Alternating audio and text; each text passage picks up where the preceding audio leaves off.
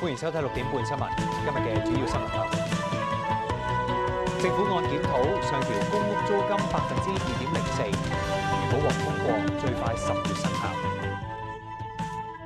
政府建議修訂商品說明條例，美容、健身等預繳合約設7日冷靜期同埋14日退款期，合約上限2年。何文田有地盤挖泥車翻側，1死1傷。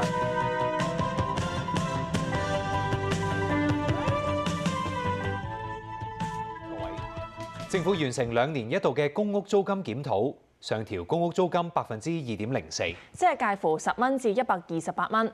如果獲得通過，最快10月生效。休息翻嚟會報導。警方打擊網購騙案，拘捕78人。有受害人原本買幾百蚊嘅藥膏，但俾人呃走120萬。政府鼓勵新能源車，但換電池服務被壟斷。有議員建議參考內地放寬市場限制。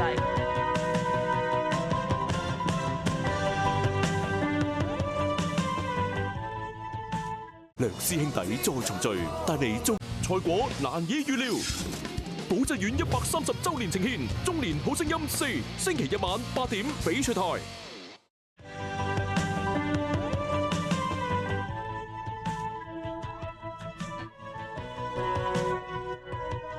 翻嚟新聞時間，警方打擊網上購物騙案，拘捕78人。有受害人原本只係買幾百蚊藥膏，但係俾人呃咗120萬。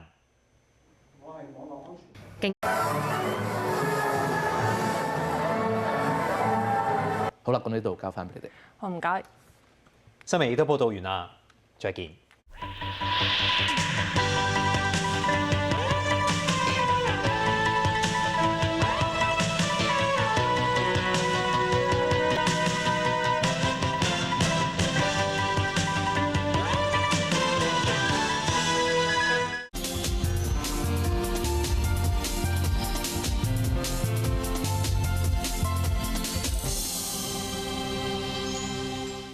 取材自